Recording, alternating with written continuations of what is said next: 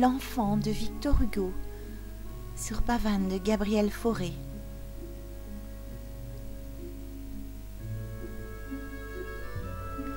Quand l'enfant nous regarde, on sent Dieu nous sonder. Quand il pleure, j'entends le tonnerre gronder. Car penser, c'est entendre, et le visionnaire est souvent averti par un vague tonnerre. Quand ce petit être, humble et pliant les genoux, attache doucement sa prunelle sur nous, je ne sais pas pourquoi je tremble.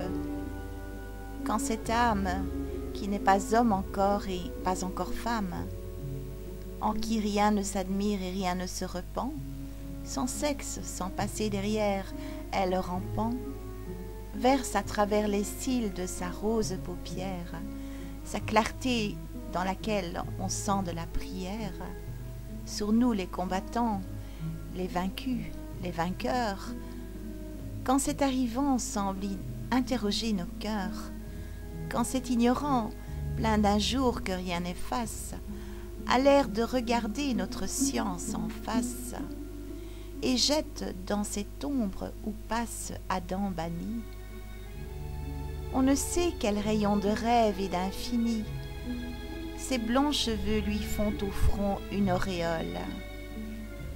Comme on sent qu'il était hier l'esprit qui vole, comme on sent manquer l'aile à ce petit pied blanc.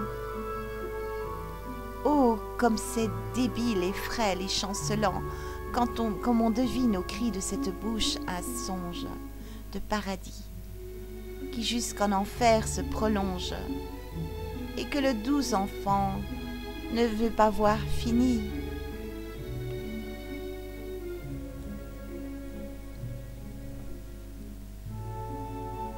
L'homme ayant un passé craint pour cet avenir, que la vie apparaît fatale, comme on pense à tant de peine avec si peu de récompense.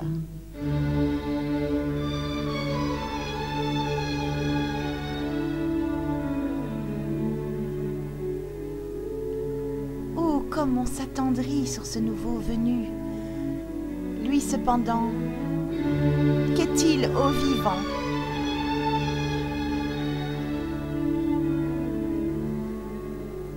L'inconnu, qu'a-t-il en lui, l'énigme?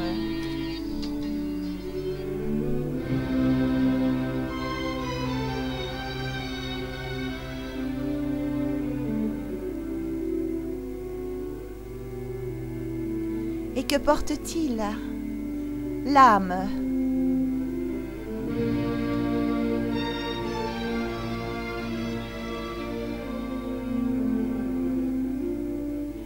Il vit à peine, il est si chétif qu'il réclame du brin d'herbe ondoyant au vent un point d'appui.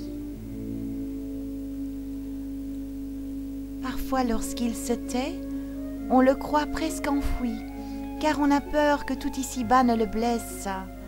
Lui, que fait-il? Il rit. Fait d'ombre et de faiblesse et de tout ce qui tremble, il ne craint rien.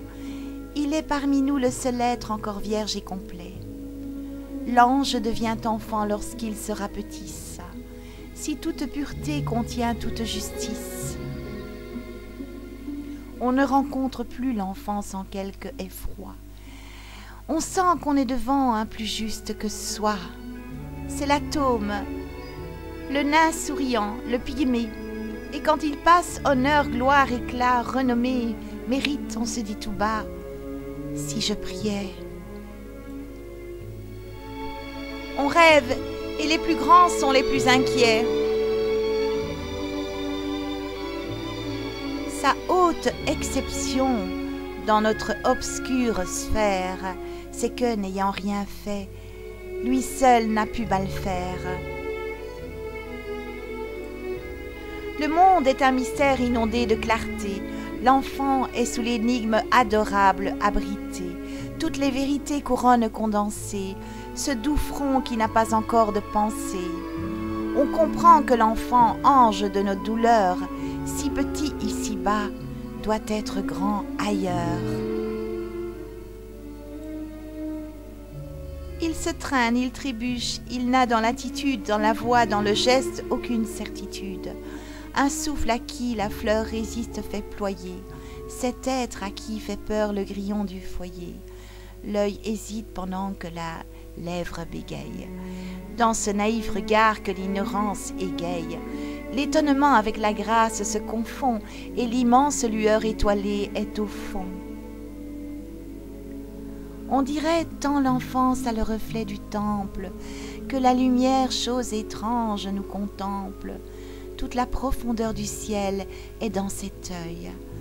Dans la pureté sans trouble et sans orgueil, se révèle on ne sait quelle auguste présence. Et la vertu ne craint qu'un juge, l'innocence.